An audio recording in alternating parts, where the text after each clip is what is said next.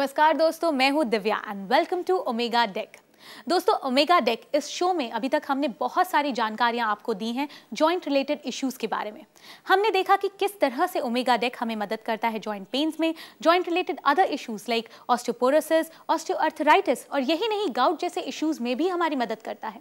रोजाना हमें कई सारे कॉल्स और लेटर्स आते हैं आपकी तरफ से, इसलिए हमने सोचा कि जो आज का एपिसोड है हम डेडिकेट करते हैं आपकी क्वेरीज पर। तो चलिए आज के एपिसोड की शुरुआत करते हैं। आज हमारे बीच मौजूद है डॉक्टर इजाज अशाई, जो कि एक जाने माने फिजियोथेरेपिस्ट है।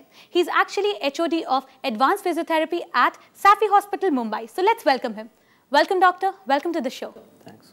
डॉक्टर, हमने बहुत सारे एपिसोड्स किए हैं जहाँ पर हमने अर्थराइटिस के बारे में बात की है, ऑस्टियोपोरोसिस के बारे में बात की है, जॉइंट प्रॉब्लम्स के बारे में बात की है।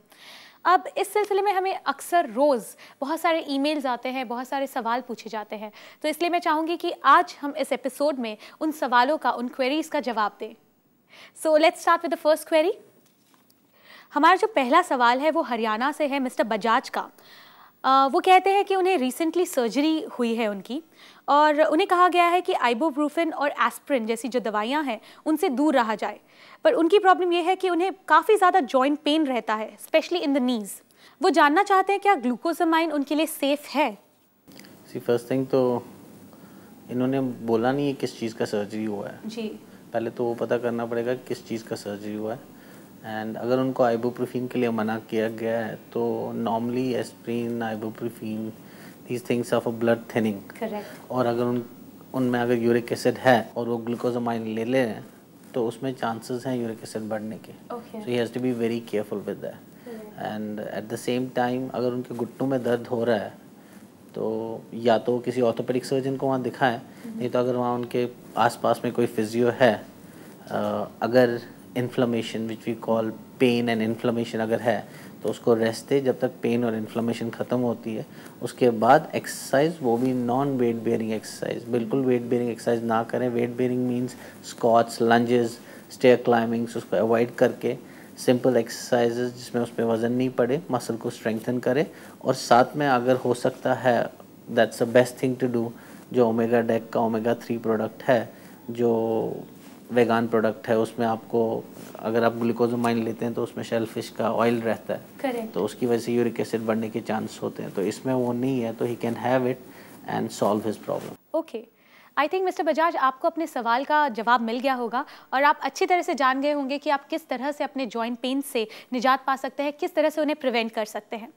आज का हमारा दूसरा सवाल है पंजाब से, मिसेस चड्डा का। वो कहती हैं कि उनकी जो हाथ की उंगलियां हैं सुबह सुबह अकड़ जाती हैं और उन्हें मूव करना बहुत डिफ़िकल्ट होता है।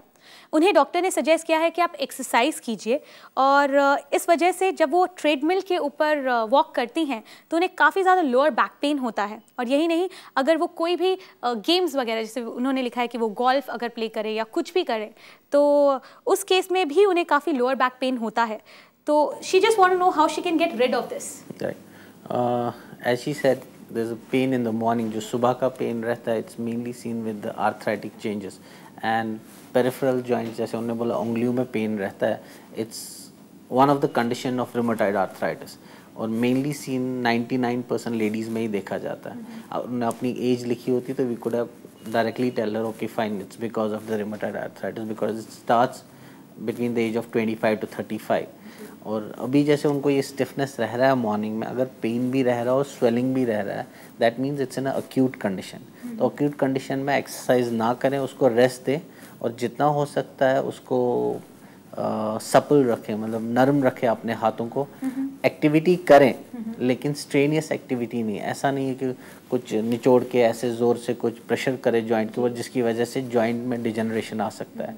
So she has to keep simply activating her joint, जितना हो सकता है सपलनेस रखें। और as I said, Omega Deck is anti inflammatory, it helps in suppleness, तो वो यूज़ कर सकते हैं। It will be very helpful for her with side by side with exercises. Okay, आपने उनकी स्टिफनेस की जो प्रॉब्लम थी, वो कि मैनिपुलेट नहीं कर पा रही हैं, हाथों को मूव नहीं कर पा रही हैं, उसके बारे में जवाब दे दिया। उनका दूसरा सवाल ये था कि वो जब ट्रेडमिल पे वॉक करती हैं तो उन्हें लोअर बैक पेन हो रहा है, तो उसके पीछे क्या रीजन हो सकता है? That can be one more, as she said कि लो बैक पेन है, ऊपर से गोल्फ भी खेल रहे हैं। हाँ। तो जो गोल्फ में जो है, जब आप खड़े रहते हैं उसमें आपका जो ट्विस्टिंग है पूरा बैक पे स्ट्रेन करता है, बिकॉज आप मूव नहीं करते। जैसे बाकी स्पोर्ट्स में आप मूव करते हैं side to side, back and forth, इसमें आप एक जगह खड़ा रह के स्टिक को मूव करते हैं, तो उसमें खाली रोटेशन बैक पे होती है, so you can easily strain your back, तो that can be caused by the golf. और उसके बाद जब वो ट्रेडमिल पे जाते हैं, जब रनिंग करते हैं, वी कॉल इट सैक्रोइलियाइटिस। जैसे सैक्रिक जॉइंट, एक छोटा जॉइंट रहता है जो सूज जाता है गोल्फर्स में फटाफट, तो उसको रेस्ट करें और ट्रीट कराएं उसको। अगर हो सकता है कि किसी फिजियो के पास जाके वहाँ ट्रीट करा ले, उसके बाद स्ट्रेंथनिंग करके she can, but there is nothing interconnected between rheumatoid arthritis and this. This can be because of the golf activity. Okay, doctor, I think Mrs Chadha आपको अपने सवाल का जवाब मिल गया होगा। आप जल्द से जल्द किसी अच्छे फिजियोथेरेपिस्ट को कंसल्ट करें, और जैसे कि हमारे डॉक्टर ने आपको सजेस्ट किया है, आप ओमेगा डेक भी ले सकते हैं, because that will actually protect your joints और साथ ही साथ आपकी प्रॉब्लम में आपको मदद भी करेगा। Doctor, now it's time for the third question of the day. ये क्वेश्चन आया है पंजाब से अगेन। ये कहते हैं कि मेरी जो बीवी है, उनकी जो वाइफ है, she suffering from rheumatoid arthritis, और उनकी जो राइट रिस्ट है उसका जो मूवमेंट है एकदम रिस्ट्रिक्ट हो चुका है। She has lot of swelling over there, और उनकी वाइफ की एज बहुत कम है, she is only 28 years and her weight is also 68। Now she has a problem with her knees, neck and elbow. क्या वो ओमेगा डेक ले सकती हैं? क्या ओमेगा डेक उन्हें मदद कर सकता है? As I already told you कि ये जो रूमेटॉइड आर्थराइटिस जो है 25 एज से ही स्टार्ट होने लगता है, तो that shows she is in acute condition. तो अभी अगर ओमेगा डेक ले लेंगे, इट्स गुड फॉर हर। और जितना हो सकता है ब्रेड ऑयल जिसमें ओमेगा 6 ज़्यादा है उसको रिड्यूस करें। अगर नहीं होता है तो साथ में ओमेगा डेक का डोज एक्स्ट्रा ले लें, 3 बार दिन में ले लें, एक ब्रेकफास्ट के बाद, एक लंच के बाद और एक डिनर के बाद, जो उनको हेल्प करेगा as a anti inflammatory. And as I told you कि स्टिफनेस बहुत ज़्यादा बढ़ जाता है एक्यूट कंडीशन में, so for suppleness it's good. तो ओमेगा डेक यूज़ कर सकते हैं, और कोशिश करें अननेसेसरी स्ट्रेन ना डालें जॉइंट पे, क्योंकि काफ़ी बार मैंने देखा है कि लोग सोचते हैं कि रूमेटॉइड आर्थराइटिस से बहुत ज़्यादा एक्सरसाइज करेंगे तो अच्छा रहेगा। करते हैं बहुत ज़्यादा, जितना कम हो सकता है without putting pressure on the joint, जितना मसल मूवमेंट हो सकता है उतना अच्छा है, and mainly the peripheral joints. Now it's time for a small break doctor. दोस्तों, आज हम डिस्कस कर रहे हैं आपके सवाल, सो स्टे ट्यून, क्योंकि ब्रेक के बाद आपको मिलेंगे आपके सारे सवालों के जवाब।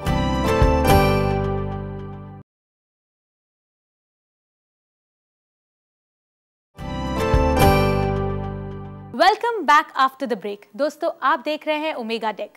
दोस्तों, आज हम डिस्कस कर रहे हैं जॉइंट प्रॉब्लम्स और जॉइंट पेन्स के बारे में, और हमारे साथ है डॉक्टर इजाज जो आपके सवालों के जवाब देंगे। तो चलिए सिलसिले को जारी रखते हैं। डॉक्टर, ब्रेक पे जाने से पहले हमने कई सारे कंडीशंस के बारे में देखा, और देखा कि लोगों के बहुत सारे सवाल हैं, बहुत सारी क्वेरीज हैं। तो चलिए इनको जारी रखते हैं, और हमारा जो आज का नेक्स्ट सवाल है वो मैं आपसे पूछूंगी। हमारे जो व्यूअर हैं वो जानना चाहते हैं कि ओमेगा डेक सप्लीमेंटेशन जो है, क्या वो ऑस्टियोआर्थराइटिस के केसेस में भी मदद करता है? इसके बारे में आप क्या कहना चाहेंगे? Osteoarthritis is an inflammation basically, wherever it comes as a itis. जहाँ आपका itis नाम आता है, it's an inflammation. So inflammatory condition में आप कभी भी एक्सरसाइज करोगे तो पेन बढ़ने ही वाला है जी। तो that's why we have seen, थोड़ा डाइवर्ट होना चाहता हूँ आपकी क्वेश्चन से। मैक्सिमम लोग जो आते हैं कि हम लोग को स्पॉन्डिलाइटिस हो गया है, और दूसरा आता है मुझे स्पॉन्डिलोसिस हो गया है, दोनों एक्सरसाइज करने लगते हैं जी। तो स्पॉन्डिलोसिस वाले को फ़र्क होता है और स्पॉन्डिलाइटिस वाले का पेन बढ़ता है, because he does the exercise in inflammatory condition. तो दैट्स वे वी से, जैसे उन्होंने बिल्कुल ठीक पूछा है कि अभी के टाइम पे मुझे ओमेगा डेक खाना चाहिए या नहीं, तो ज़रूर खाना चाहिए, क्योंकि it's anti inflammatory product without side effects, plus आपका स्टिफनेस भी कम हो जाएगा। तो उसको स्टार्ट कर सकते हैं दिन में 2 बार, सुबह एक और शाम को एक टैबलेट लेके, within first 15 to 20 days, and after that once the inflammation is reduced he can start with slow exercise program. Okay, I think आपने सिर्फ ऑस्टियोआर्थराइटिस जिन्हें है उन्हीं को नहीं, बल्कि जिन्हें स्पॉन्डिलाइटिस है, स्पॉन्डिलोसिस है, उनको भी काफ़ी ज़्यादा जानकारी दी है। और आई थिंक अगर आप देख रहे हैं ये एपिसोड, अगर आपको भी स्पॉन्डिलाइटिस है तो आप भी ओमेगा डेक का यूज़ कर सकते हैं, उसे एज अ सप्लीमेंट अपनी डाइट में इंक्लूड कर सकते हैं। Now it's time for another question जो कि आया है हमें हैदराबाद से, and that question is like कि I'm suffering from gout and I need to know omega-3 is harmful for me or not. Okay, now gout is caused by the high purine in the blood.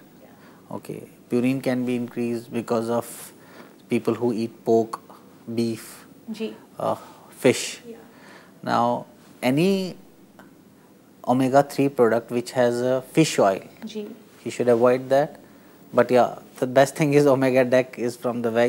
Correct. So you can go ahead with that. So there's no problem. Fine, तो आप इन्हें कहना चाहेंगे कि वो कोई भी poultry products जो हैं उन्हें थोड़ा बहुत अवॉइड करें? थोड़ा बहुत नहीं, बिल्कुल अवॉइड करें उनको जितना हो सकता है, क्योंकि अगर यूरिक एसिड लेवल हाई हो चुका है तो उसको कम करने के लिए थोड़ा बहुत कम नहीं, he has to almost stop it as much as he can.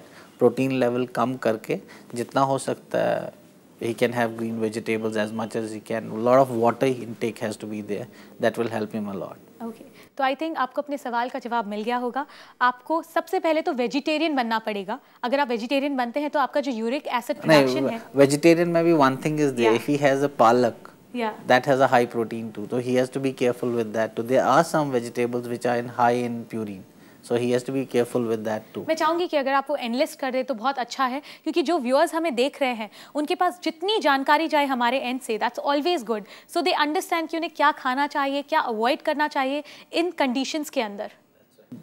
Nowadays what is happening, people go on net और चेक कर लेते हैं कि ये ठीक है, लेकिन किस कंडीशन में ठीक है वो नहीं देखते, या आर्टिकल पढ़ते हैं न्यूज़पेपर में कि ये खाना चाहिए, लेकिन किस कंडीशन में। हमेशा डेंजरस होती है। It's very dangerous. So it's better you go to the doctor, speak to him, tell him what exactly the problem is. Accordingly, then you take it. खुद के डॉक्टर ना बने, that's an important thing. एक expert के पास जाएं, एक expert की राय लें और जानें कि आपको क्या खाना चाहिए, क्या अवॉइड करना चाहिए, ताकि आपकी जो कंडीशन है वो ठीक हो जाए, वो बदतर ना हो, बद से बदतर ना हो। That's the most important thing. और हमारा जो आज का आखिरी सवाल है वो बहुत ही इंटरेस्टिंग है। ये जानना चाहते हैं कि ओमेगा डेक क्या काउंटर सप्लीमेंट है, क्या इसे इजीली हम लोग ले सकते हैं? या actually it's on a counter, ये लोग जा सकते हैं, किसी भी केमिस्ट शॉप से ये लोग ले सकते हैं। It's available with all the chemist, क्योंकि mainly initially it was a little bit difficult, but now it has been provided to all the chemists because results are so good. People are having it, you are getting the result, and as I told you, it's suiting the Indian bodies, it's suiting the Indian food, it's suiting the Indian culture. So it's helping us. I think doctor आज का जो भी हमारा discussion था और जिस तरह से आपने जो व्यूअर्स हैं उनके सवालों के जवाब दिए, इट वाज रियली नाइस, और उनकी जो क्वेश्चंस थे, उनकी जो क्वेरीज थे, उनको एकदम सेटिस्फैक्शन मिल गया होगा कि now we know how to go about और किस तरह से हम अपने जॉइंट रिलेटेड इश्यूज को टैकल कर सकते हैं। Thank you very much for that. My pleasure. दोस्तों, आज हमने जाना कि किस तरह से ओमेगा डेक हमें मदद करता है हमारे जॉइंट्स को प्रोटेक्ट करने के लिए। यही नहीं, वो हमारे जॉइंट्स की फ्लेक्सिबिलिटी को भी बढ़ाता है। अगर आपके पास कोई सवाल है, कोई क्वेरी है, आप हमें कांटेक्ट कर सकते हैं। हमारे कांटेक्ट डिटेल्स हैं